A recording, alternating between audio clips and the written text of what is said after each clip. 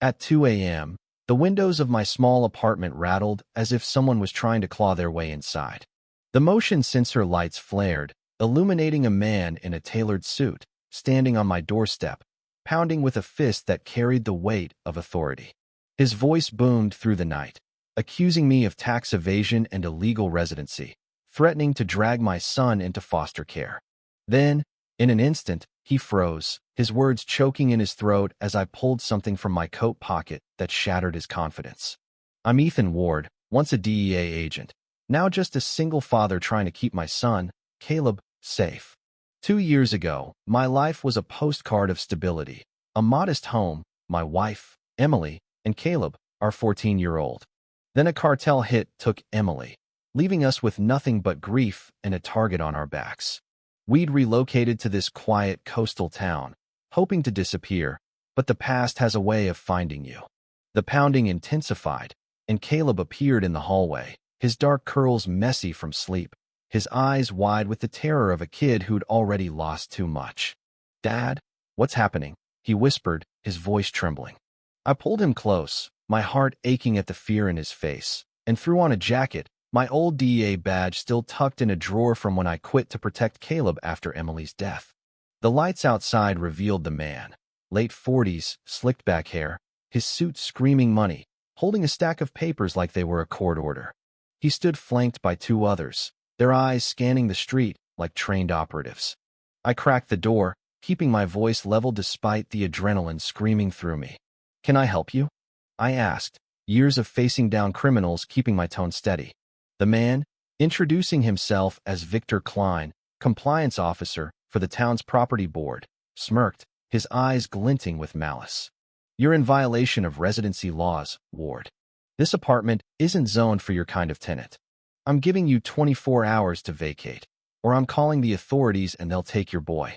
His papers rustled as he waved them, but something in his tone wasn't right. It wasn't bureaucratic arrogance, it was personal.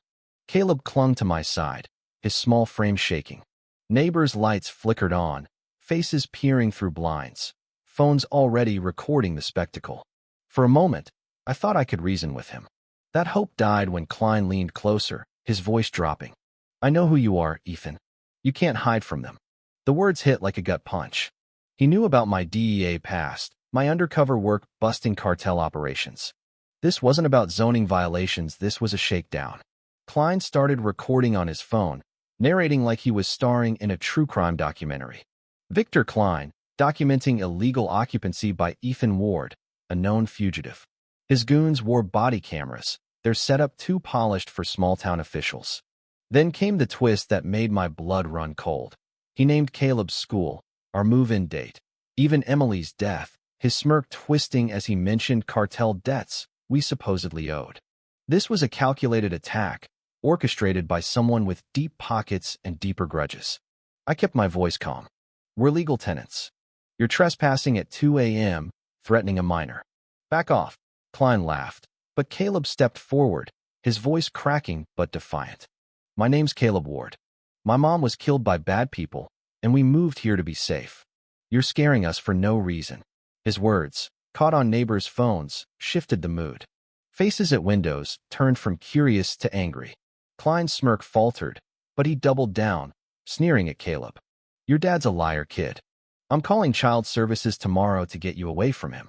That was the line that broke me. Nobody threatens my son. Before I could act, a neighbor, Mrs.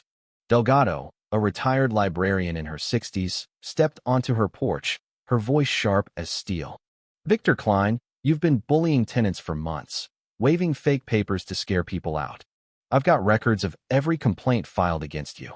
She held up her phone, showing screenshots of documents exposing Klein's scams. The crowd grew, neighbors filming, their whispers turning to murmurs of outrage. Klein's confidence cracked, but he wasn't done. "You think you can stop this, Ward? I know about your cartel busts. They want you silenced, and I'm just the messenger." I reached into my pocket, pulling out my DEA badge, its weight grounding me. "United States DEA, retired," I said, my voice carrying the authority of a decade taking down kingpins. "Victor Klein, you're under citizen's arrest for harassment, trespassing, and impersonating an official." The crowd gasped, phones capturing every second as Klein's bravado collapsed. His goons shifted nervously, their cameras now liabilities. Then Klein made a mistake that changed everything. Panicking, he hissed into his phone, "He's DEA, and the neighbors are filming. It's falling apart, tell them." His fear wasn't just about me.